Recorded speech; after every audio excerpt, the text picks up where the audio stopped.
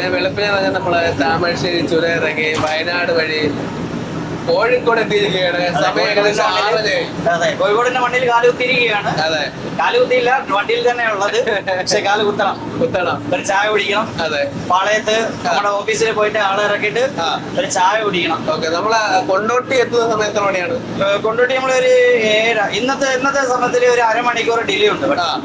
ഒന്നാമത് അവിടുന്ന് വിട്ടപ്പോ ഡിലേ, അത് കവർ ചെയ്ത് വന്നപ്പോ എക്സൈസ് പിടിച്ച് വണ്ടി ചെക്ക് ചെയ്തു.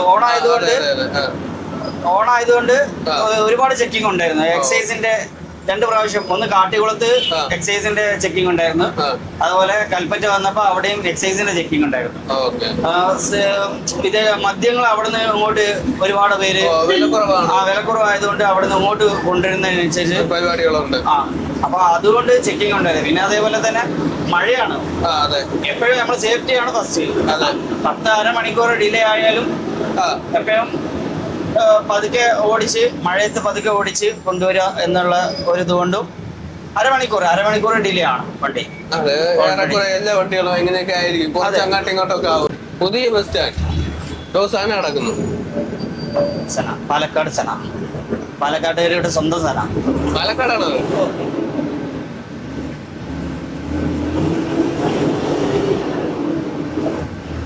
അല്ലാത്ത സമയത്ത്, അതായത് ചൊരയും കാര്യങ്ങളും ബ്ലോക്ക് കാര്യങ്ങളൊന്നും കിട്ടിയില്ലെങ്കിൽ നമ്മളൊരു 5:45 6 മണിയാകുമ്പോഴേക്കും കോഴിക്കോട് റീച്ച് ആവും.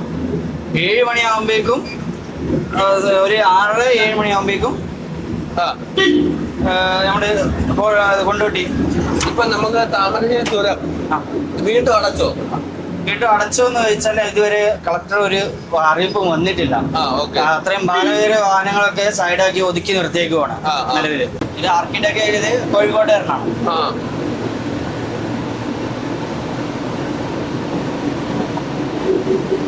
വെറൈറ്റി ആയിട്ടുണ്ടല്ലേ.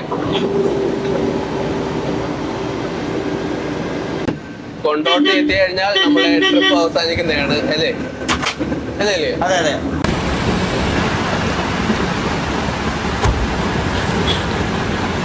അപ്പൊ നമ്മുടെ യാത്ര ബാംഗ്ലൂരിൽ നിന്ന് കോഴിക്കോട് എത്തി.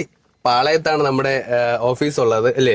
അതെ. അവിടെ പോയിട്ട് തിരിച്ച് നമ്മൾ കൊണ്ടോട്ടി വന്ന് അപ്പൊ നമ്മുടെ ബസ്സിലെ യാത്ര ഇന്നിവിടെ അവസാനിക്കുകയാണ്. അപ്പൊ വീഡിയോ എല്ലാവർക്കും ഇഷ്ടപ്പെട്ടു എന്ന് വിശ്വസിക്കുന്നു. പുതിയ വീഡിയോകളും കാഴ്ചകളും ഒക്കെ ആയിട്ട് നമ്മൾ ഒരുമിച്ച് വീണ്ടും തീർച്ചയായിട്ടും അടിപൊളി യാത്രകളിലായിട്ട് പുതിയ ബസ്സുകളിലായിട്ട് വീണ്ടും വരും. അപ്പൊ പുതിയ വീഡിയോ ആയിട്ട് വീണ്ടും കാണാം. Okay, bye. ചാച്ചാ.